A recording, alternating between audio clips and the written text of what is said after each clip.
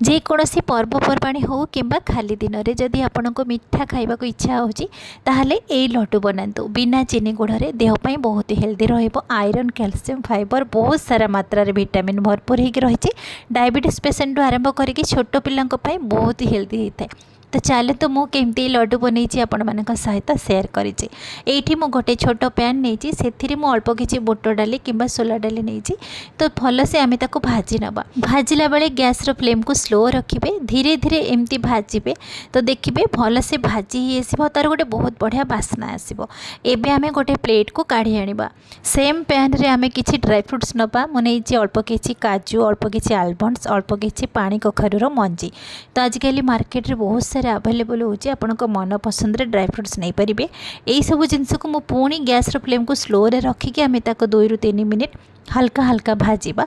आपण जानि परिबे जेमिति कि भाजी आसले तार गोटे बहुत बढ़िया बास्ना आसे। तो एबे आमे ताको गोटे प्लेट को काढ़ी आनिबा। पुणी आमे सेम पैन रे मु हाफ कप नेइची चीना बादाम ताको आमे हल्का हल्का भाजिबा गैस रो फ्लेम को स्लो रखिके जेमिति कि बादाम क्रिस्पी हे आसीबा और बादाम रे चोपा छाड़ी आसीबो। एई भली भाबरे देखंतु जेतेले स्पैचुला प्रेस करबे किंबा हाथ साहाय्य एमती देखिए बादाम रो चोपा छाड़ी आसुची। आउ बेसी समय भाजिबेनी। एबे आमे ताको गोटे प्लेट को काढ़ी आनिबा। सेम पैन रे मुझे गोटे कप नहीं मखाना जोटा कि पद्म फूलर मंजी ताकू भी आमे गैस रो फ्लेम को स्लो रखिकी ताको हल्का हल्का भाजिबा जेमिति कि से क्रिस्पी हे आसीबो। एठी हाथ रे आपण चेक करके देखिबे जेमिति कि गुंड हे आसुची आपण जानिबे मखाना भाजी हे आसलानी। एबे आमे सब जिंस को प्लेट को काढ़ी आनिबा। एठी ताको ठंडा हवा को छाड़ी दबा। एठी चीना बादाम मखाना बुट डाली आ सब प्रकार ड्राई फ्रुट्स एठी आपणक मन पसंद रे आउ जदि किछि ड्राई फ्रुट्स ऐड करिया को चाहुचंती ताहले ऐड करिवे। एबे आमे सब जिंस को गोटे ब्लेंडिंग जार ऐड करवा। यही भली भाव में लड्डू आपण बनेबे ना बहुत सारा विटामिन भरपूर पाइबे। स्पेशली पिला को लंच बॉक्स रे आपण गोटे गोटे टिफिन मध्य दे पारिबे। एबे आमे सब जिंस को भल से मिक्स करके ताको गोटे पाउडर बनेबा। सुपर फाइन पाउडर बनेबेनी एमती दरदरा पाउडर रहिबो आ गोटा गोटा टिके दाना रहिबो ड्राई फ्रुट्स रो जेमिति कि लड्डू बनेले पार्टी रे टिके टिके लागिबो। तो ताको एबे साइड रे रखिबा। एठी मु गोटे पैन नेइची सेतिरे मात्र 2 चम्मच देसी घी। एठी मु गोटे गिना नेइची मांडिया चूना। तो मांडिया चूना आराम से मार्केट रे मिल जाउची। ता सहित मु एठी नेइची 4 ରୁ 5 चम्मच सुजी नेइची।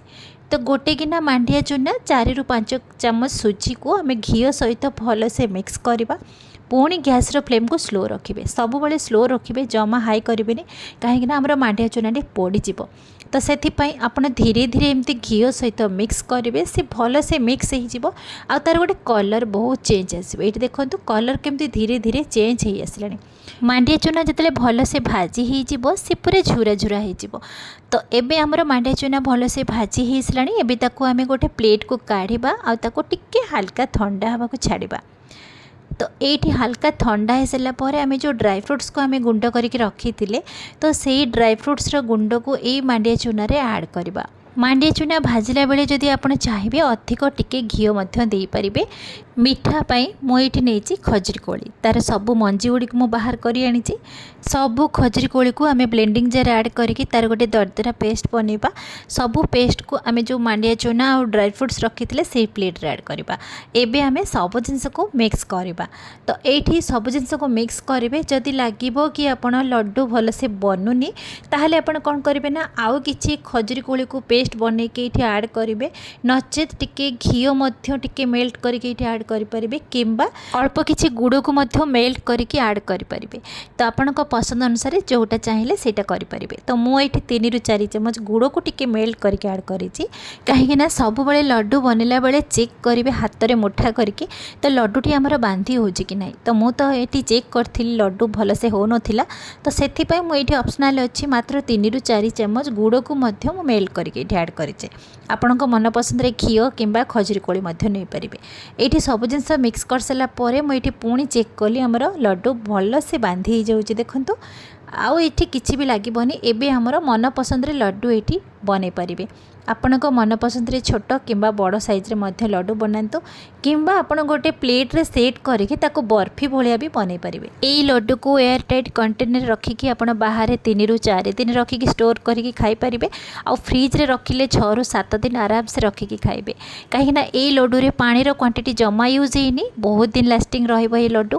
तो आपण माने निश्चित भाव में बने के एमती स्टोर करके रखंतु, निजे खातु, समस्त खातु। स्पेशली डायबिटीज मानक तो मीठा खाइबा को मना थाए, तो आपन को एई मीठा बने की दियंतु, देखिबे से माने खुशी रे भी खाइबे। स्पेशली पिला मानक पई बहुत ही हेल्दी हेते। गोटे लड्डू रे आयरन कैल्शियम फाइबर मात्रा रे बहुत थाए। तो गोटे ग्लास क्षीर सहित गोटे लड्डू पिला को संध्या बेले दियंतु, सेतिकी बहुत सारा बेनिफिट तांको मिलिबो। जमा टाण हबनी ए लड्डू, खाइबा को बहुत नरम लागिबो। देखिबे समस्ते पसंद करिवे। आशा करुछि आज रेसिपी आपण मानक पसंद आसीथिबो। पसंद आसिले बिंदुरोसेई चैनल को सब्सक्राइब करिवे। पुणी देखा नुआ वीडियो रे, से पर्यंत नमस्कार।